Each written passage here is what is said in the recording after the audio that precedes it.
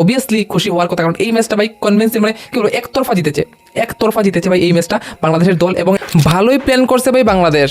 হ্যাঁ, মানতে হবে বাংলাদেশকে ভাই। বুদ্ধি করে ওরা নিয়ে আসলো ওয়েস্ট ইন্ডিজকে, আসো আমাদের বাড়িতে আসো, এবং ভাবলো ওয়েস্ট ইন্ডিজ, নেদারল্যান্ড এই ধরনের টিমকেই বাসায় আনতে হবে, না হলে তো ভাই জিতে যাবে না। এবং সিরিজটা জিততে তো আমরা ওয়ার্ল্ড কাপ থেকে বেরিয়ে যেতে পারি, আমাদের মেন উদ্দেশ্য তো ভাই ওয়ার্ল্ড কাপ জিতা। তো সেই লক্ষ্য ধরে আমরা কি দেখতে পারি, বাংলাদেশের দলটা ওয়েস্ট ইন্ডিজকে নিয়ে আসে তাদের ঘরে, এবং ঘরের মাটিতে আমরা জানি কতটুক শক্তিশালী বাংলাদেশ, এবং স্পিন ফ্রেন্ডলি একটা উইকেট বানায় ভাই, একদম পুরোপুরি স্পিন ফ্রেন্ডলি। এবং প্রথম ম্যাচ একদম বাজেভাবে হারিয়ে দেয় ওয়েস্ট ইন্ডিজকে। সেকেন্ড ম্যাচে কি হয়, সেকেন্ড ম্যাচে ওরাও খুব ভালো রান করতে পারে না বাংলাদেশ, এবার ফেসে গেল। তারপর কি হলো ভাই, ম্যাচটা হয়ে গেলো টাই। এবার সুপার ওভারে গিয়ে কি হলো, সুপার ওভারে গিয়ে রে ভাই আমরা দেখতে পারি যে ওয়েস্ট ইন্ডিজ বাজি মারে। তো বাংলাদেশ তৃতীয় ম্যাচে ক্ষুব্ধ, কারণ ওদের সিরিজ জেতার কথা কিন্তু জিততে পারেনি। এবং তৃতীয় ম্যাচে বাংলাদেশের সবথেকে বড় পজিটিভ যেটা, সেটা হচ্ছে ওদের সাইফ হোসেন। হ্যাঁ, যেদিন সাইফ হোসেন খেলে রে ভাই, ওই দিন বাংলাদেশের কোনো টেনশন হয় না, এবং সাথে তো সৌম্য সরকার ভালো খেলে গেল।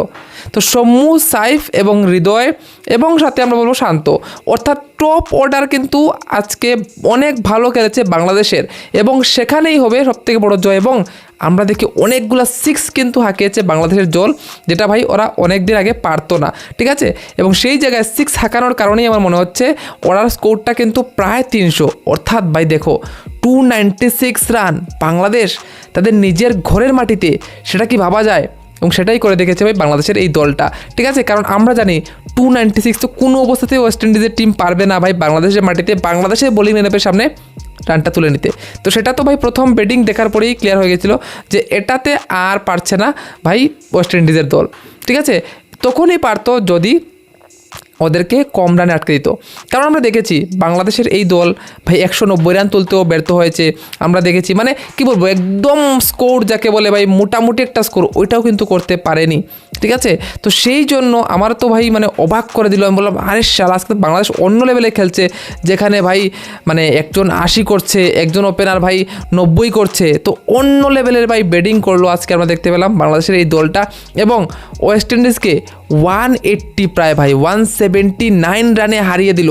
এটা বিশাল জয় বাংলাদেশের, ঠিক আছে। এবং সিরিজটা জয়ের পর একটা ঘটনা, সেটা হচ্ছে গিয়ে ওদের যে লক্ষ্যটা, সেটা হচ্ছে গিয়ে ভাই যে ওয়ার্ল্ড কাপে কি আমরা চান্স পাবো।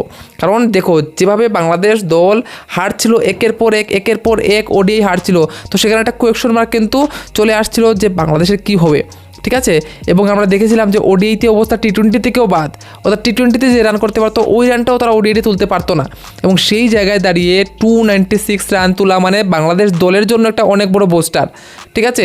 কারণ লিটারেলি আমরা দেখতে পাই যে বাংলাদেশ 250 260 ওই মানে ওদের জন্য অনেক এনাফ রান হয়ে যায়, এবং সেখানে প্রায় 300 রান করা এটা অনেক বড় ব্যাপার। এবং বাংলাদেশের দল অ্যাকচুয়ালি বোলিং তাদের খুব ভালো, যদি তারা 300 রান করতে পারে রেগুলারলি, 280 করতে পারে, তাহলে ওরা কিন্তু ম্যাক্সিমাম ম্যাচ জিততে পারবে। কিন্তু প্রশ্ন হচ্ছে ওরা মানে 10 ম্যাচ খেললে 1 ম্যাচেই করতে পারবে, বাকি 9 ম্যাচেই করতে পারবে না, ঠিক আছে। ওই তো একটা ম্যাচে সমস্যা রান করে নিল, বাস ওর কাম হয়ে গেছে, মোটামুটি 10 ম্যাচ ও ওই রান দিয়ে কামটা চালিয়ে নেবে, ওই রকম ব্যাপার আর কি, ঠিক আছে। যেমন আজকে তৈরি একটা ম্যাচ জিতিয়েছিল আমাদের মনে আছে শ্রীলঙ্কার বিপক্ষে, বাইরে ভাই কি ফিকা, তারপর শেষ, খতম, টাটা বাই বাই, মানে তারপর আর তৈরি কি দেখা গেল না। তো ওদের কাজই হচ্ছে কি 1-2টা ম্যাচ জিতাবে ভাই দলে থাকার জন্য, যখন দেখবে যে নামটা তো চলে গেছে, বাদ পড়ে যাবে, তো একটা পারফরমেন্স করতে হবে এমন আর কি। মানে একটা পারফরমেন্স করলো, দলে টিকে গেল আবার 10-12 দিন 15 দিন 10-15 ম্যাচের জন্য, বাস কাম খতম।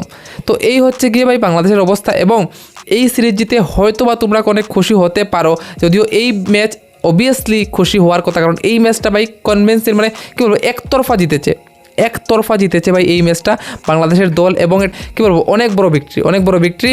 যে ওয়েস্ট ইন্ডিজ যদিও দুর্বল টিম, আমরা জানি শাইহুব ছাড়া ওয়েস্ট ইন্ডিজের দলেও ভাই এমন কোনো বড় প্লেয়ার আমি দেখতে পাই না যে মানে এই টিমটাকে লিড করবে বা ওডিআই খেলার ক্যাপাসিটি থাকবে, ওরা কিন্তু নেই। সো দ্যাটস ওয়াই আমার মনে হচ্ছিলো যে এই দল তো ভাই রান করতেই পারবে না। কিন্তু সবথেকে বড় তাদের প্লাস পয়েন্ট, বাংলাদেশের প্লাস পয়েন্ট হচ্ছে গিয়ে এই দলকে কত রানে আউট করলো সেটা না, বাংলাদেশের প্লাস পয়েন্ট হচ্ছে গিয়ে ওরা তো আউট করে দেয়, প্রায় দলকেই আউট করে দেয়, কিন্তু ওরা রান করতে পারে না। ওদের প্লাস পয়েন্ট হচ্ছে ওরা রান করলো, কিন্তু সমস্যা হচ্ছে এটা হচ্ছে যে ভাই এই রানকে কি কনসিস্টেন্টলি করতে পারবে, এটা হচ্ছে সবথেকে বড় প্রশ্ন।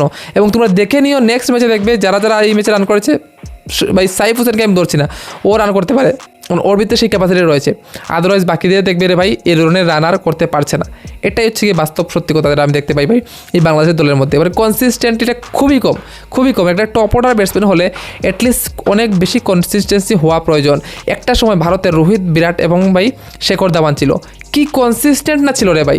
90% ম্যাচ এরা তিনজন জিতে দিত, 90% ম্যাচ। ঠিক আছে, তো টপ অর্ডার ব্যাটসম্যান মানেই তোমাকে দায়িত্ব এক্সট্রা নিতে হবে। তুমি সময়ও পাচ্ছ এক্সট্রা, কারণ ওডিতে তুমি সময় পাচ্ছ, এমন না যে তোমাকে এসেই ভাই চালিয়ে খেলতে হবে। তো ওডিতে তুমি সময় পাচ্ছ তোমার ইনিংসটাকে বানানোর এবং পার্টনারশিপ গড়ার, তো অবশ্যই কেন না করবে। ঠিক আছে, ম্যাক্সিমাম বল তুমি ফেস করতে পারছো, ম্যাক্সিমাম চান্স তুমি পাচ্ছ, তো সব কিছু তোমার কাছে রয়েছে। তো অবভিয়াসলি ভাই ওইটাকে তো বড় করতে হবে। এবং যেদিনই ওপেনিং পার্টনারশিপ ভালো হয়, বড় হয়, ওই দিন আমরা দেখতে পাই যে টিমগুলো কিন্তু অনেক ভালো করে। তোমাদের কি মতামত অবশ্যই কমেন্টে বলে দিও। ভিডিও ভালো লাগলে অবশ্যই লাইক করে দেবে এবং চ্যানেলটা সাবস্ক্রাইব করে দিও। দেখা হচ্ছে তোমার সাথে অন্য একটা ভিডিও নিয়ে দেখার জন্য। Bye bye.